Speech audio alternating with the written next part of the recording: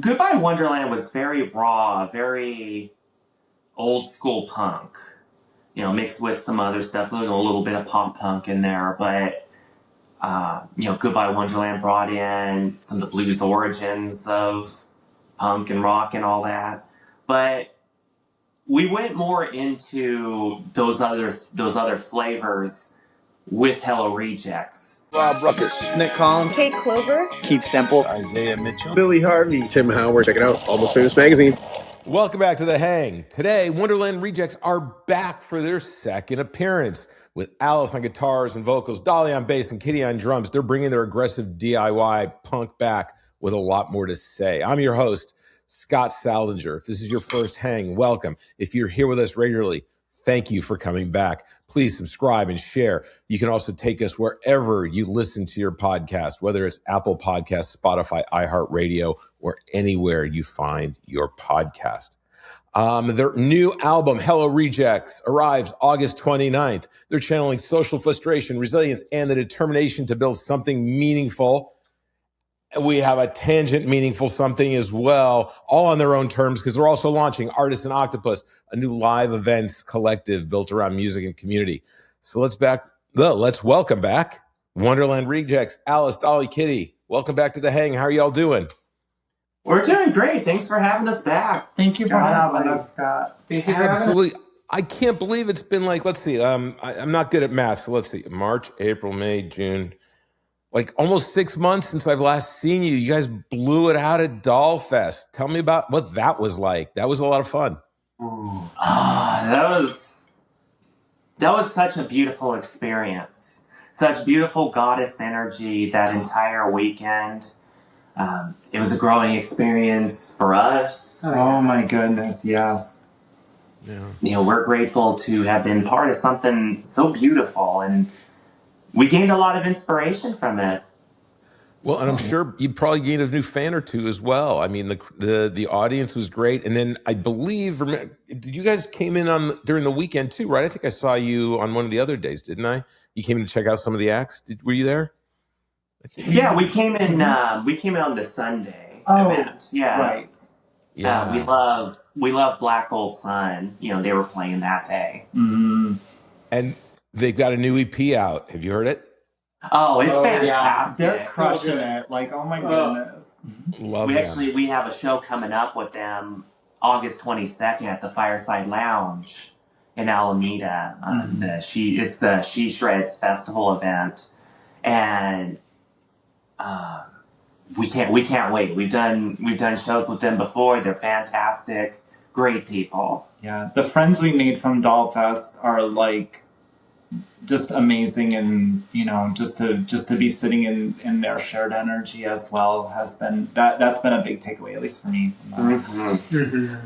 Yeah, I'm excited. I think pretty soon we'll know who'll be playing next year's festival. So I'm excited to find out. And please, when you see Black Gold Sun, say hello for me. They are just so lovely. It makes me wish I lived out there so I could take in all this great music. But since I saw you, you've put the finishing touches on your album. Tell me all about Hello Rejects. Hello Rejects is a departure from what we did in Goodbye Wonderland in a few different ways. I'll start just talking about the music of it. Goodbye Wonderland was very raw, very old school punk.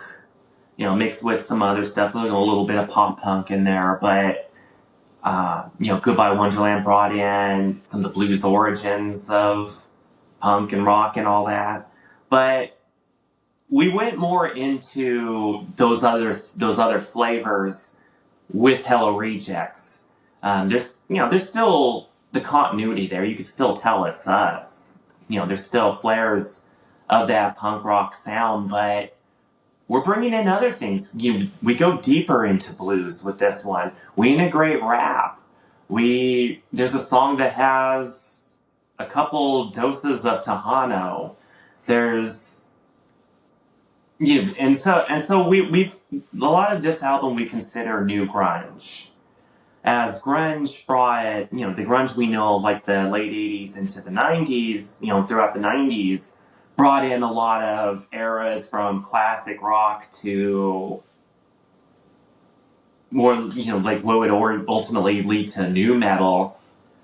We're going to go even deeper. We go even deeper with this, with new grunge, going back further than classic rock, deep into the blues era, deep into a lot of these other styles that came from that, bringing in elements of rap, bringing in elements of dance music, especially with, Kitty here. Mm-hmm.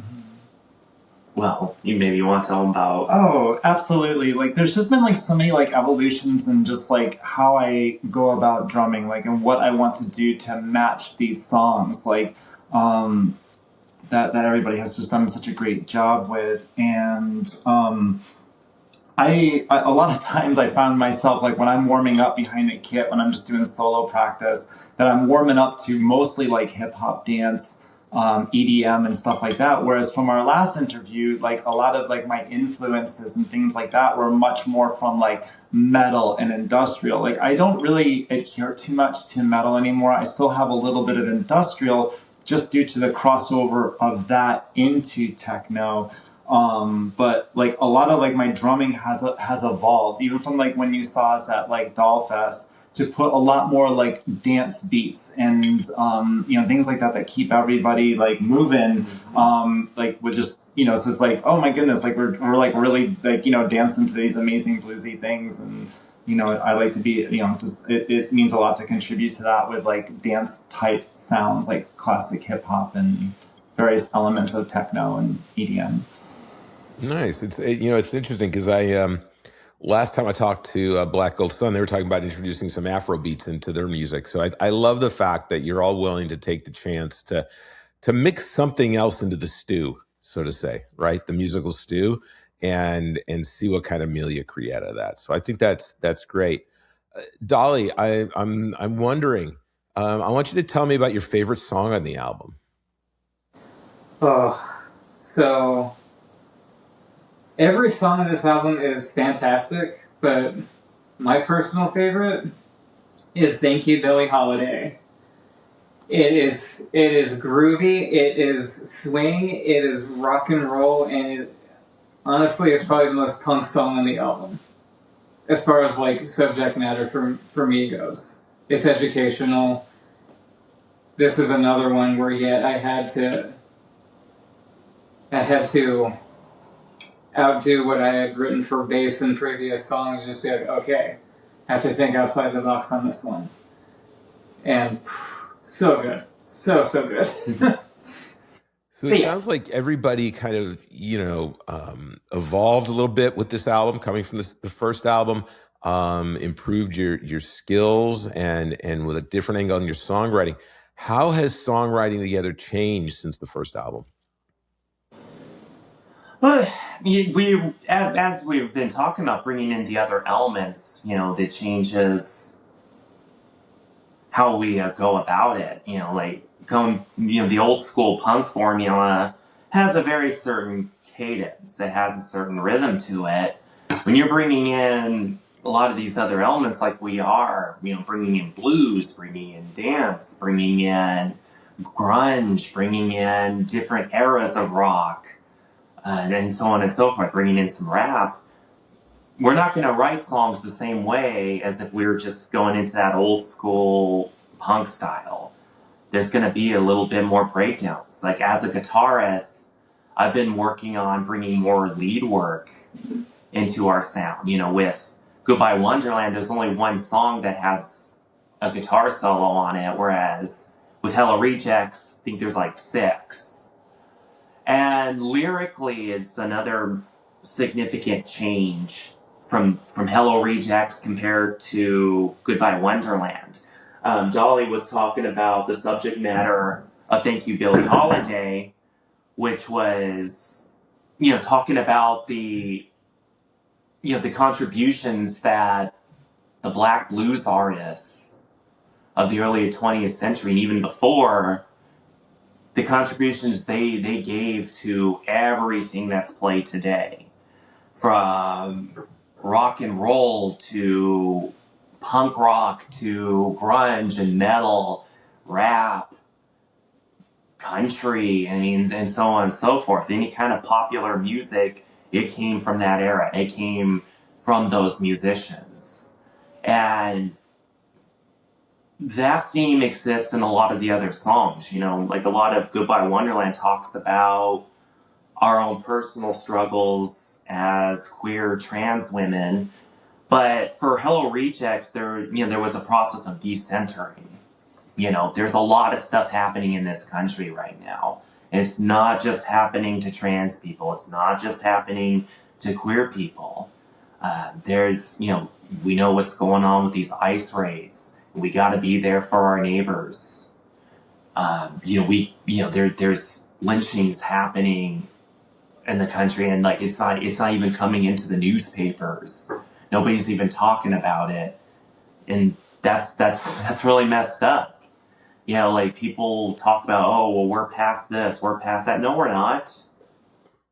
White supremacy is just as hideous and as ever, and a lot of our goal as a band and with Artisan Octopus, which we'll talk about later, the focus is eradicating white supremacy. And to get to that point, you know, there has to be a process of decentering. You know, being able to put ourselves into somebody else's shoes. We want music that speaks to that. We want music that speaks to doing that, challenging everybody to think about someone else's life and someone else's struggle. Because if we can all do that, the future will be a lot brighter. No, absolutely. So in this new album, I know Dolly's favorite song. How about yours? Well, since she already said "Thank You, Billie Holiday," I won't say that one. Sorry. Oh, It's a good sorry. song. It's really good. Ooh, I mean that's a very tough one because we have, you know, it's hard to pick a song that's your favorite. It's like picking your favorite kid, but Right. Well, let me ask you this. Is there instead of a favorite song, is there a song that's on the album that's most impactful to you? That's a good question. That is a very good question. I have to go with El Rey Rojo. That translates to the Red King, and the chorus is sung in Spanish. It's the first time we've done anything in a language other than English. And that's, you know, I mentioned bringing in Tejano. This is the song that does that. Musically, we all had to learn how to take two genres, you know, take in something like the verse has that classic punk sound that people know from us. It's the only song that really has that on the album. And then bringing in like a thrashy Tejano with the bounce and they're two very different rhythms, but they do thread together very well.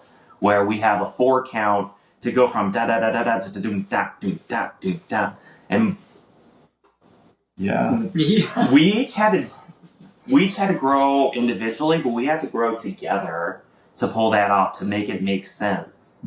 And you know, for me personally, you know, I've been learning Spanish, and this is a song that's like kind of like, okay, I'm going to bring in what I've learned because, you know, it's something for our neighbors. Oh, absolutely. And I think in its growth, both personal and musical. Just band you might want to check out if you've not heard of Integra Pink. They're like a cumbia punk Tejano band out of Southern California. I just saw them. They've been on the podcast. I saw them about almost a week or so, 2 weeks ago now in Las Vegas. And they're like, that's that whole thing. It's like mixing up the genres and bringing pieces together to give it a different flavor that you normally wouldn't get if you just listen to a punk band or a Tejano band or a cumbia band. It's really that mixture. And it seems to be gaining a lot of popularity today. So good job on bringing those together. One last individual. Hi. Whether it's a favorite song, most impactful, or you get a third question. Okay. Well, most impactful. I'm sorry. Go ahead. Okay, the third one, in case you know the two, is which song was the most challenging for you in the writing process? Oh, okay.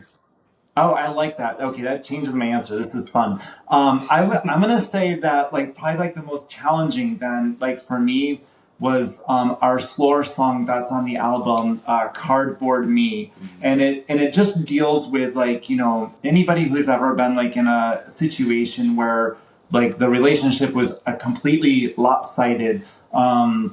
Where somebody in the relationship just wants to talk at that person and like you just need to be a cardboard cutout of yourself, and how dare you like if you show any emotion or just things that like you might like or not like or whatever. And that song it plays slower, but it it moves like just like a glacier. Like it's so intense. So like a lot of like the things that we do, like there's always going to be like a faster tempo, but like I had to completely slow this one down, but also had to create drum phrasing that like kept it going. And it was a real struggle at first, because I was like, I know where to be. I know where I need to go. But what I ended up having to do is I almost had to I had to take it out of 4/4 time and put it to 5/4 time. The band is moving along at like typically like 4/4, but the 5/4 is what gets it over there, because like the chorus is very very big, but the transitions like into that first chorus and out of that first chorus especially, like they're so beautifully elegant, like a Fabergé egg, that I can't just like double crash and ha ha ha, you know what I mean? Like, or like whatever, like there has to be just that like that extra thing. So I had to spend a lot of time on that. I spent a lot of time going to sleep thinking about that, waking up being like, okay, what did I dream about that? Like, when I go to the studio. Funny enough, I listened to like a lot of Tool. Danny Carey's got like all kinds of crazy time signatures like all over the place, and especially because like a lot of those songs are kind of big, slow, breathy, you know what I mean, like things. So I was able to pull some inspiration from that. So Cardboard Me, as I guess like that's a song that's impactful to me, but like also as a challenge. That song made me a better drummer and a better person. Nice. So how am I going to get this new music? Am I going to be able to get vinyl? Is it just digital? Is it going to be streaming? Where am I going to find it? Where are you putting it all out? So for sure on August 29th, we'll be on all the streaming services. Most likely except for Spotify, because we don't, like many other artists, we don't support Spotify. They underpay artists compared to every other streaming site. The ICE recruitment videos are a huge red flag for us. Yeah. I don't blame you. They don't need you. They just want to take advantage of you. So, and will you be on? Let's see. I forget. Do you have a Bandcamp? Where can I buy the physical stuff? We do. Oh yeah, we do have a Bandcamp. We'll be printing CDs and a limited run on vinyl, unless there's a huge demand on that. We would like to have that ready by August 29th, but if not, it'll be during September. But for sure, pre-orders. Are you taking pre-orders right now? Not at the moment, but we'll set that up on Bandcamp. Yes. Okay, great. Yes. Excellent. I'm looking forward to a successful second album for you all. So, especially looking forward to hearing some of this. I'm really interested. Artisan, Octopus, where did this come from, and what is this all about? So Artisan Octopus is a live events media collective that will be launching on August 30th. We believe that, in this world that's dominated by a lot of division and misunderstanding, and so many people cannot have a conversation, And people live on their smartphones, people live on social media, people are becoming more and more reliant on AI to the point nobody knows what's real anymore. But something that remains very real are music events. Your local live music events are the most beautiful thing your community will have. It's my personal belief that music is the greatest superpower that a human being has. And, a lot of these shows, whether it's like a punk show or, a rock show or a rap show or whatever, like you doing singer-songwriter stuff or an open mic, whatever. They're a meeting ground. It's a place to come and do something real and be part of something very, very real, whether you're getting up on the stage or not. And we want to help facilitate it. Out here in the Bay, there's a lot of events, live events, producers and whatnot doing good stuff, but something that we've noticed in all the shows that we've done is, especially in our genre of like being punk and grunge and rock, we're playing on a lot of all white male bills or all white bills. And there's no excuse for that. Especially, the Bay Area in 2026, there's zero excuse for that. Mm-hmm. There are many artists, beautiful artists, who have something beautiful to give of so many different walks of life around here. And the reason why they don't get booked is because people just go with what's easy. People, a lot of promoters hire their friends, or they just do a quick glance. Okay, here's these people that just popped up randomly, bam, bam, bam. Or you have the same 8 guys in 4 different bands, just between them, taking up the spots. Meanwhile, there are many trans bands and bands of color and black bands who are not getting the opportunities that they deserve. Artisan Octopus seeks to change that. Our goal is to bring as much diversity to our shows as possible. Diversity in culture, diversity in gender, diversity in generations, diversity in music, diversity, because as I said earlier, it all comes from the same place. Diversity in types of art. Like, we did a show on Pride Sunday where there's 3 bands, and as each band was setting up, there was a drag performer out there interacting with the audience, doing a really cool act. I love stuff like that where it just keeps moving, but it doesn't have to all just be about the music or all just one genre or just one type of person. It can be all of us. And the reason why we call it Artisan Octopus is because, you think of an octopus, every arm has its own brain and has its own eye and can do its own thing, but they work together. Because if they didn't work together as one, that octopus wouldn't do anything. But somehow they all work together, still being themselves, but they're together. And I think there's something we can all learn from that. I love that. That you're absolutely right. I think it was, I'm pretty sure it was Alice Bagg when she was on the hang. We talked about what interests her in going to a show. And she won't go to a show that's just all white dudes on a stage. She wants to see diversity in whether it's the opener, or the headliner. She wants to see the diversity in performance because the representation is so important, because art isn't about your gender or your color or where you're from. Art is about what you create and giving it to an audience who have an opportunity to, love it, like it.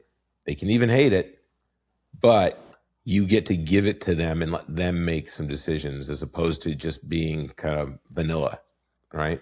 And a lack of that. So I think that's fabulous what you're doing. Do you have a website up for it that I'm going to be able to put a link down below?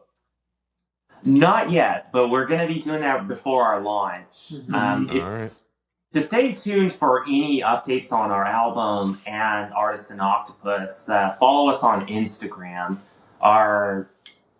our username is Wonderland Rejects 1312. We'll be making an Artisan Octopus page. We'll be we'll be posting a lot of stuff about when physical media for Hello Rejects is going to be coming out. Obviously we'll be having them at our live shows, but we're going to, we want to be able to mail them out to anybody who wants them, such as yourself, so stay tuned on Instagram. We're on there. We're actually in the process of building a website as well.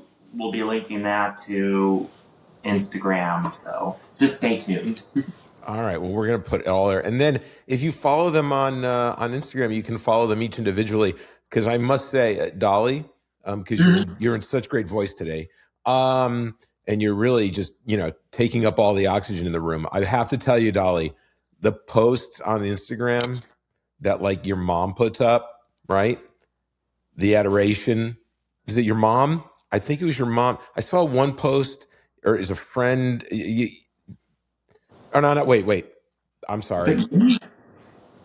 Over Kitty. No. I'm your am I right though? Like your mother is like a huge fan of what you're doing. Like you have support. You all have support from those in your lives. So if you follow them on your personal Instagrams too, there's so much love there that you can see in the comments. Right? Yeah. That's what I've noticed is the